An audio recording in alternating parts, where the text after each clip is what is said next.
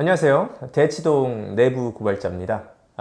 오늘 말씀드릴 거는 고등학교 내신을 어떻게 효과적으로 준비할 수 있는가입니다. 네.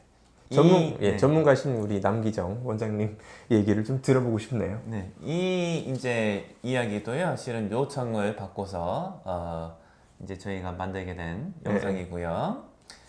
전에 실은 저희가 뭐 대치동 영어 내신 이런 거 만든 적이 있어요. 네네. 뭐 이번에는 좀 약간은 지역적으로 좁혀갖고 고등학교 내신을 어떻게 효과적으로 준비하냐 뭐 이런 건데 일단은 저기 말씀을 드리면은 고등학교 내신이 어떻게 이루어져 있냐 이거 간략하게 말씀드리면 좋을 것 같아요. 그렇죠.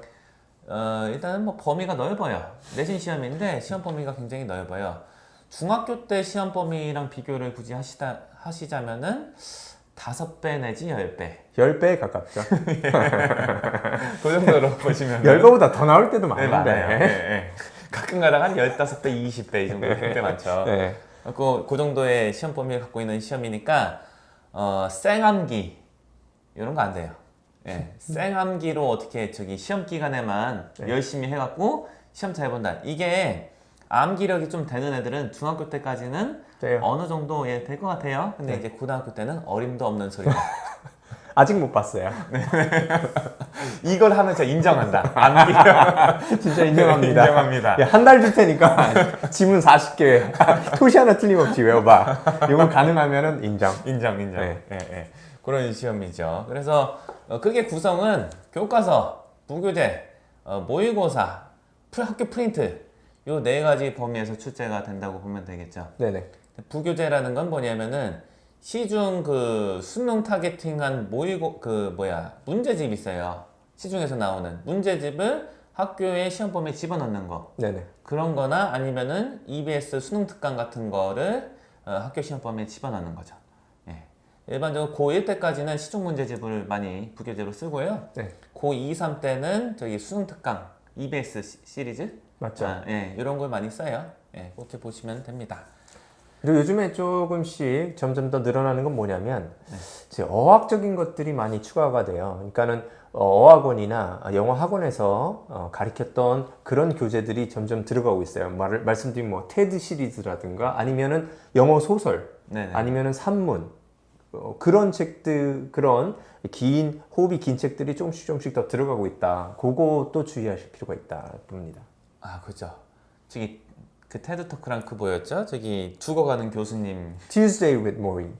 그런 거 이제 시험에 내죠. 네네.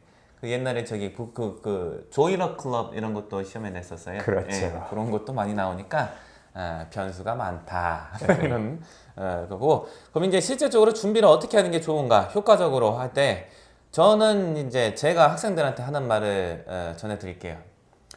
지문을 봤는데 첫 한 줄을 읽고서 나머지 지문 내용이 다 떠오를 정도가 되면은 잘 본다. 그렇죠. 간단한 문제다. 그렇죠. 이 정도를 만들어라. 그렇죠. 이게 목표고요. 내신 준비할 때. 그럼 이걸 어떻게 할까? 제가 쓰는 방법은 저기 설명은 별로 할 게 없어요, 실은. 설명은 그렇게 할 게 많지가 않고요. 굳이 이제 비율을 말씀드리자면은 설명 30%에 확인 70%, 훈련 70%이 정도로 가고 지금 훈련의 비율을 더 늘려도 될 것 같아요. 그렇게 생각을 하고요. 훈련은 뭘 하냐? 빈칸 뚫어놓고 거기 메우라 뭐 이런 거나 단어 순서 배열해서 문장 만들기 이렇게 하거나 아니면은 문장을 순서대로 배열하는 거나 이 문장이 글의 어느 부분에 들어갈까 이런 거 훈련하는 거고 요약해서 영작하기 이런 것도 하죠.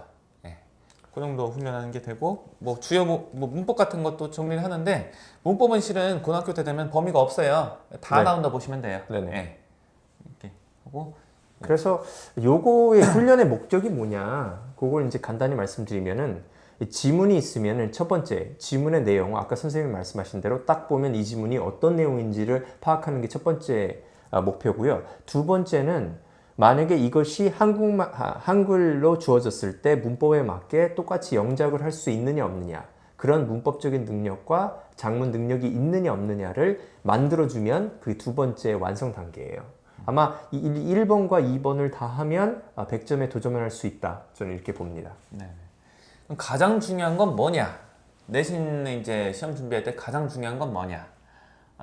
요거에 대해서 저는 어떻게 생각하냐면은 평소 공부가 제일 중요하다. 내신 기간 때 어떻게 하는지도 실은 영향이 있지만 여태까지 영어 공부를 어떻게 해왔냐가 실은 영향이 훨씬 크다. 이렇게 말씀드리고, 제가 왜 이렇게 말씀을 드리냐? 근거가 있어요. 근거가 뭐냐면은 학생들 시험 준비할 때 기출문제 풀어봐요. 그런데 고등학교 시험은 중학교 때랑은 다르게 시험 범위가 굉장히 많이 바뀌어요. 네. 교재 자체가 거의 해마다 바뀌는 학교도 있고, 네. 같은 교재를 쓰더라도 범위가 너무 막 다른 데로 이렇게 출제가 돼갖고 기출문제를 풀어도 실은 도움이 안 될 때가 많은데, 그렇죠. 그래도 풀어는 봐요. 근데 기출문제를 풀 때 시험 범위가 거의 똑같았던 연도의 기출문제 또 풀어보고, 시험 범위가 아예 거의 뭐 일치하는 게 거의 없었던 그런 기출문제도 풀어보는데, 학생들의 보통 중위권 정도 되는 학생들의 성적은 차이가 거의 없어요. 네. 차이는 한 5점 내지 10점 정도 차이다. 거의 없다고 보는 거죠. 네. 시험 범위가 아닌 거를 그냥 시험 보는 거나, 시험 범위 내에서 시험 보는 거나 5점 10점 차이면 이건 거의 뭐 차이가 별로 없다는 거거든요. 네. 이것이 나타내는 바는 무엇이냐? 시험 기간 내에 범위 내 거 얼마나 달달 외우냐, 이런 거가 영향이 상대적으로 적다는 거예요. 맞습니다. 네. 평소 공부가 훨씬 더 지대한 영향을 미친다.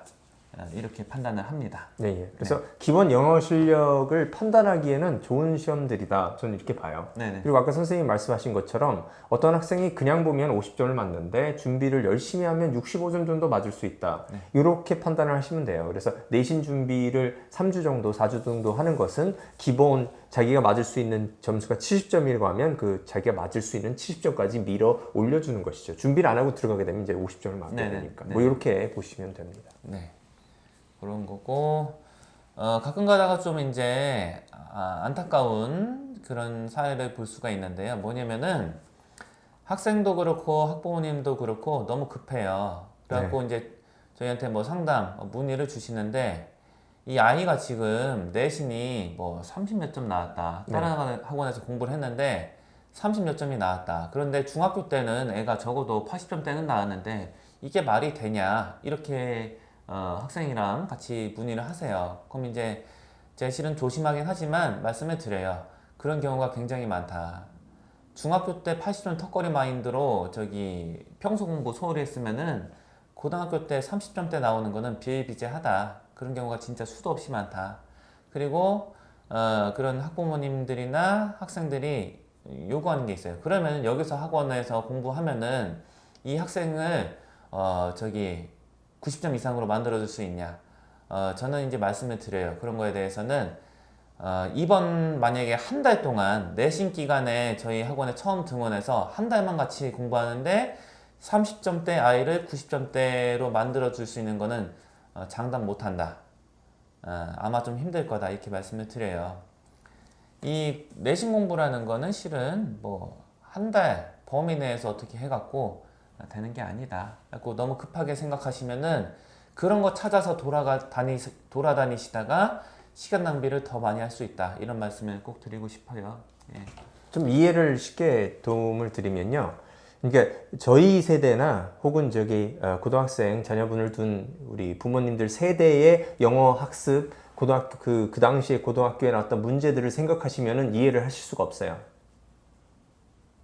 거기서 이제 많은 오해가 일어날 겁니다. 그 당시에는 만약에 한 달 진짜 열심히 공부했으면은 만약에 한 시험을 망쳤더라도 그 다음 시험은 꽤 괜찮은 성적이 나오는 게 가능했어요.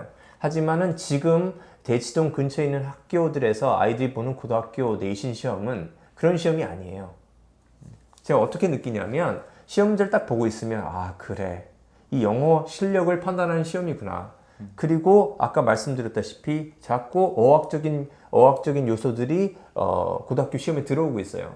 저는 이걸 보면서 뭐 하냐면 이거는 진짜 중학교 때 영어 학원을 따로 다니지 않고 또는 영어 학원을 다니는 것처럼 어학적인 그런 능력을 키워놓지 않는 학생들은 고등학교 가서는 정말 이거는 낭패를 당하겠구나. 네.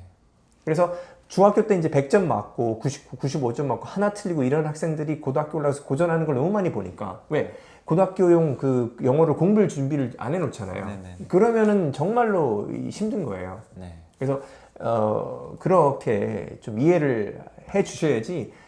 그래서 어떤 학생이 뭐 30점 맞았는데 다음 시험 이거는 이렇게 말씀을 드렸어요. 저희 학원에 솔직히 말씀드리면은 저희 학원에 3년 전에 왔으면은 지금 그 정도 성적이 나오는 거를 어느 정도 말씀드릴 수 있는데 저희한테 주어진 건 1개월밖에 없기 때문에 3년 동안 공부한 거를 1개월 거랑 비교해서 그만큼은 차이가 나게 발전은 됩니다. 이렇게밖에 저는 정말 그건 솔직하게 말씀드리는 거예요. 네네.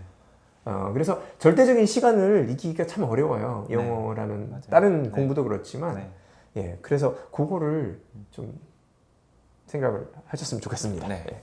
그래서 시험 기간 내에는 아까 말씀드렸다시피 지문의 첫 줄만 읽어도 나머지 내용이 다 떠오르고 나머지 지문의 그 표현까지 다 머릿속에 그려지는 요 정도가 되면은 된다. 이게 이제 학습 목표, 학습 방법이고요. 이거는 실은 되려면은 실은 가장 중요한 건 뭐냐면은 평소 공부다. 네. 네.